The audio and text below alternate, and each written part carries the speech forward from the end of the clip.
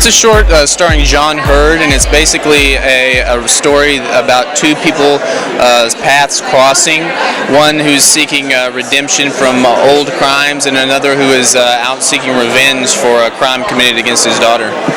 Yeah, that sounds interesting. And you are the writer, director, producer. Yes, I am. Wow. Yeah, Where did the story? Wow. Yeah. Where did the story come from? I just had always thought of what would people do? Like, how would you get away with murder, and for what reason would you murder somebody? And That's very well put. Wait, of all the things you could think about, you thought about that. I thought, well, how would you do that? And maybe you take somebody out on a boat. Maybe you would take revenge on them for something that you felt they'd done. But what if they hadn't done it? Yeah. Wait, did you play the bad guy, the good guy? No, actually, John Hurd was the bad guy, and I was his secret accomplice a little bit in this film, yeah. So I'm the one that kind of drags Ryan into the whole scheme that John has set up to get him on the boat. So that's the part that I play, yeah. Did you guys watch a lot of Investigation ID? I mean, you know what I'm saying, to get ready for it? How did you prepare? CSI New York and NCIS over and over and over and over and over again kind of trained me for it to make the film, yeah. A lot of bio channel too, you know, how to catch a serial killer, you know, those kind of things, yeah. Oh, congratulations. Fate is a short film. It's about a woman who we find that she's seated at a wake and she's in mourning, and she's confronted by a gentleman with a piercing stare that won't let her go, and she delves into fragments of her life. Yeah, and she goes through those moments that really meant something to her, like with her husband Joe and the love that she shared with him. And we come to find out at the end why she does all that. It's got a twist ending. And you're the writer. She's the writer. So, the inspiration for your story? When I lost my aunt, I realized her face completely changed as soon as she passed away, and I wanted to write a story about what we take with us from a spirit's point of view.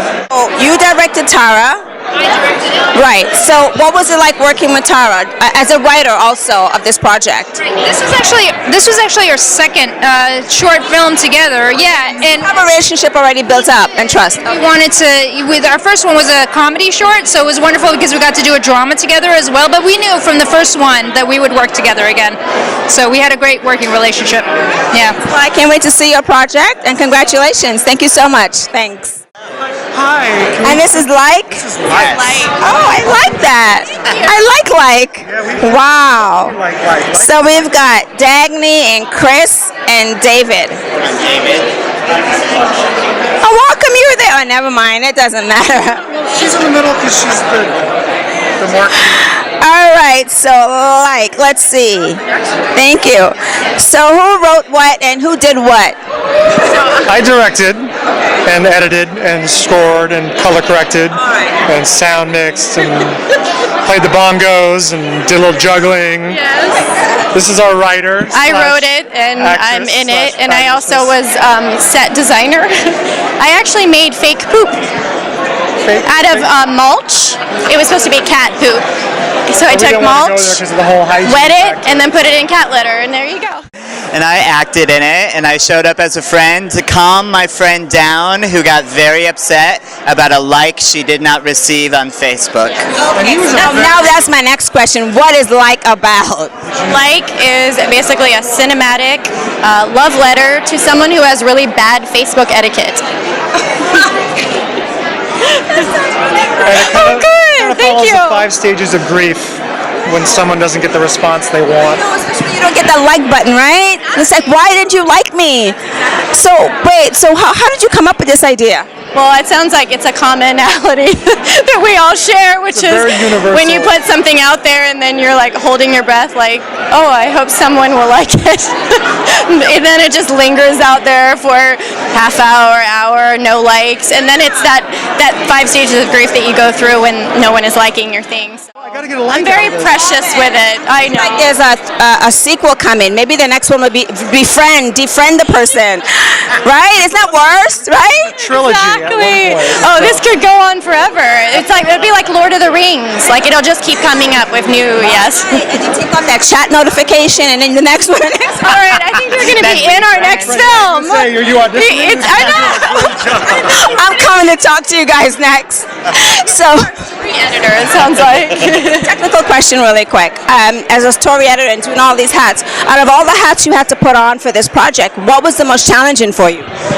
The post-production, for sure. Getting it in the can, so to speak, was great and lovely. But then, and actually, editing was fine. It was outputting.